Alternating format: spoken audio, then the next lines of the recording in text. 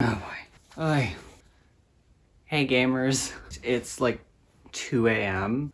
My hair is not cute. My brother is playing Fortnite in his bedroom. Literally 20 minutes ago, I just finished Mirror Mirror, A Twisted Tale by Jen Kalanita. I hope. Jen, the hottest book of 2019. When did this come out? Why didn't I look this up? Copyright 2019. Okay, yep. It's just cranberry juice. Like, don't worry, I'm totally sober. So this one is, what if the evil queen poisoned the prince? I don't know if that's gonna show up. Following her beloved mother's death, Snow White's kingdom falls into the hands of her stepmother, commonly referred to as the evil queen. But when a plot to kill her goes awry, everything changes for Snow. But can she stop an enemy who knows her every move and will do anything to hold on to power? So I'm gonna review this,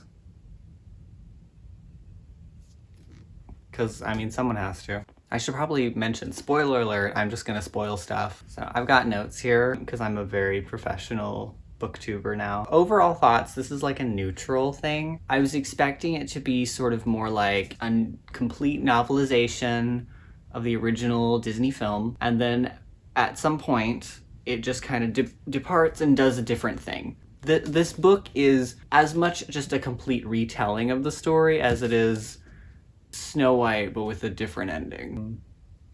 First, I want to go into like the good stuff, the stuff that I really like. So from the beginning, the book like frames it as dual main characters. So like you see the chapters start with like Snow, and then there's Ingrid. In terms of like Snow White's story, I mean, it's fine.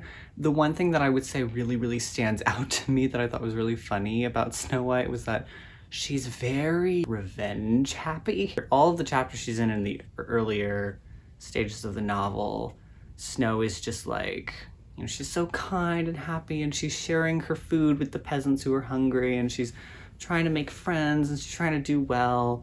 And then she finds out from the huntsman that her stepmother, the evil queen, had a role in her mother's death.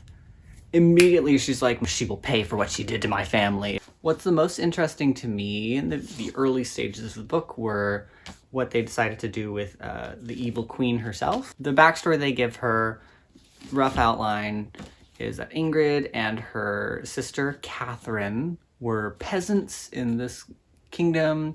They had this abusive father. Ingrid sort of just took it upon herself to subtract them from that situation. They meet a farmer who allows them to board with them in exchange for work.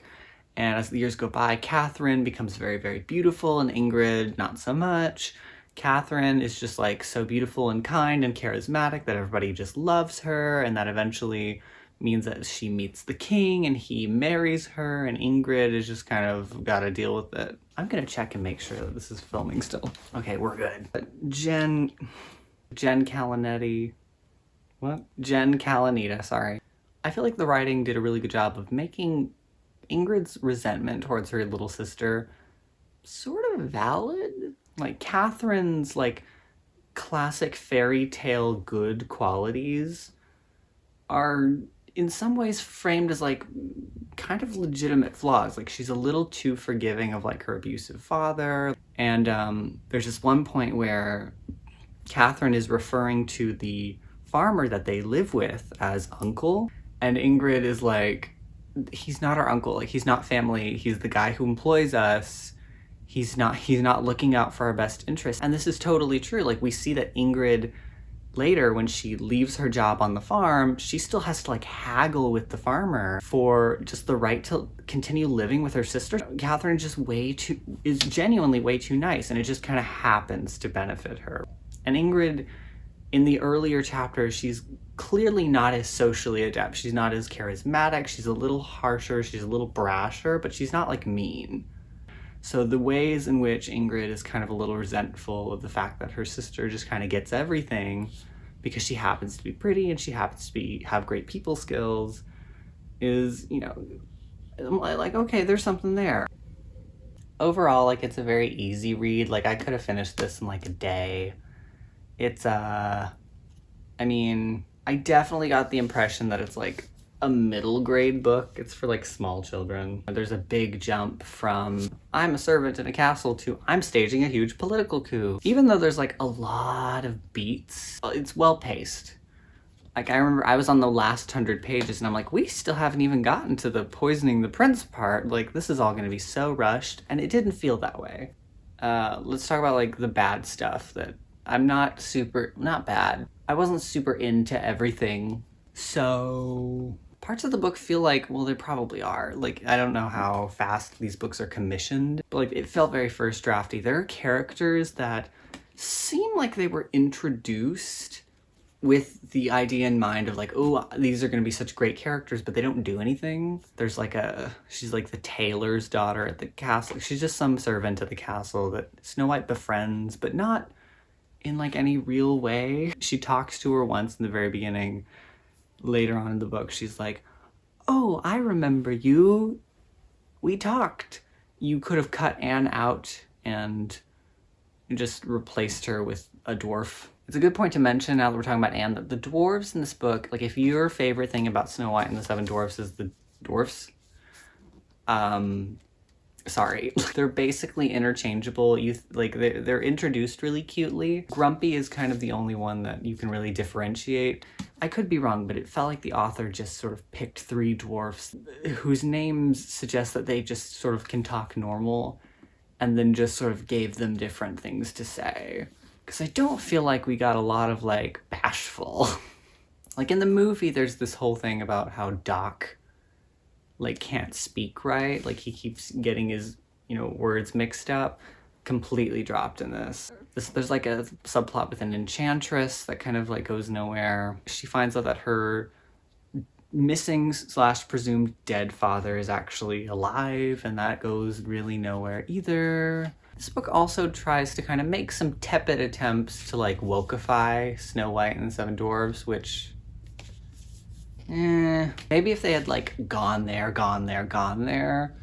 that would have been interesting, but it's just kind of I understand that Snow White and the Seven Dwarfs and its portrayal of women is pretty dated. Snow White's very passive, and her whole thing is she's waiting for her prince to come, and she's nice and she cleans, and that's really it. Like, this book makes a lot of attempts to sort of make Snow White less of a, fairy tale princess and more of like a woke, generic YA protagonist, which, I mean, like, her being like a woke generic YA protagonist isn't even really a negative. Like, I don't mind it. Sometimes like she would be giving this like rallying epic speech about responsibility and how she needs to overthrow the evil queen, and I would stop and think like, can you imagine this line being spoken by the like the voice of Snow White?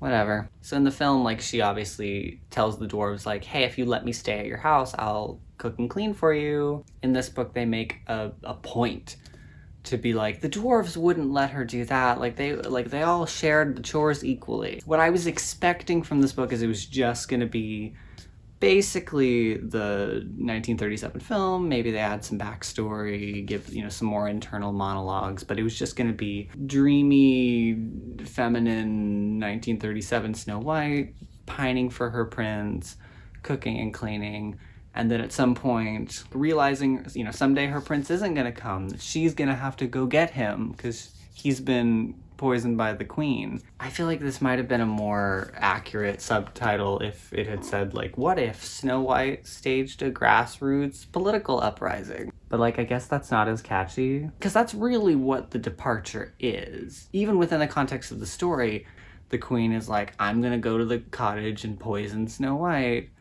The reason the departure happens is because Snow White isn't at the cottage, because she and the dwarves are off rallying the peasants to like stage an uprising against the queen. The prince getting poisoned doesn't even happen until like the last 30 pages.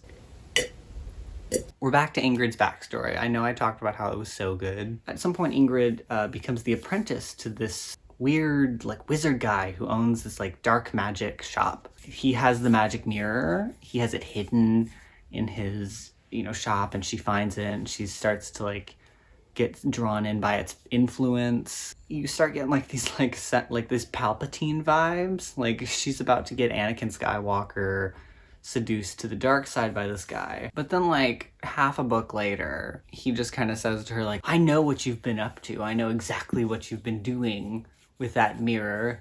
You can't see it anymore. Like it needs to be destroyed. You know, it's seducing you with its power. Like, A, if you knew she was doing this all this time, why didn't you stop it? B, if you're gonna be like, this mirror is evil, it needs to be destroyed, why didn't you destroy it? Why did you hide it in a thing? And for the entire rest of the book, she keeps seeing these visions of her master and her sister, like judging her while she's doing all these evil things.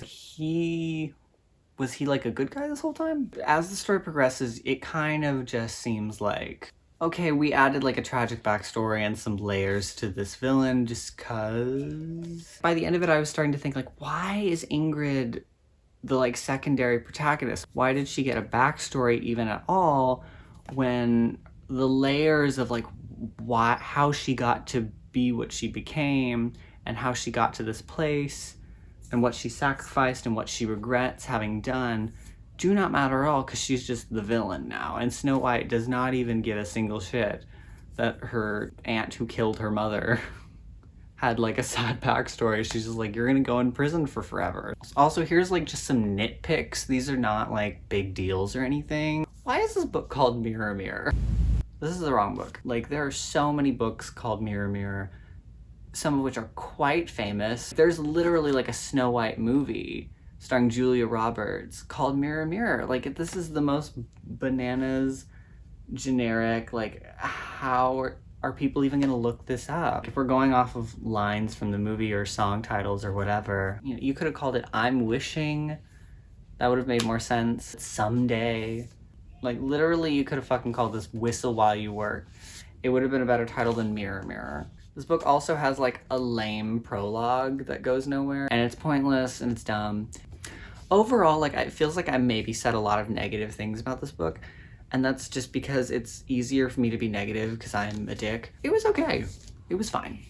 I think it'd be like a great beach read or a good airplane read if you just like Snow White and you like comfortable, safe, normal little fairy tale type books. It felt very middle grade to me. I feel like even if you had like a little kid who can't quite read at this level yet, they would probably enjoy having it read to them. I'm definitely eager to try out more books in this Twisted Tale series, maybe with something that has like maybe a bit of a meatier story as a source material. Maybe it'll you know, these types of stories will do better. The official Hagen rating for Mirror Mirror by Jen Calamari,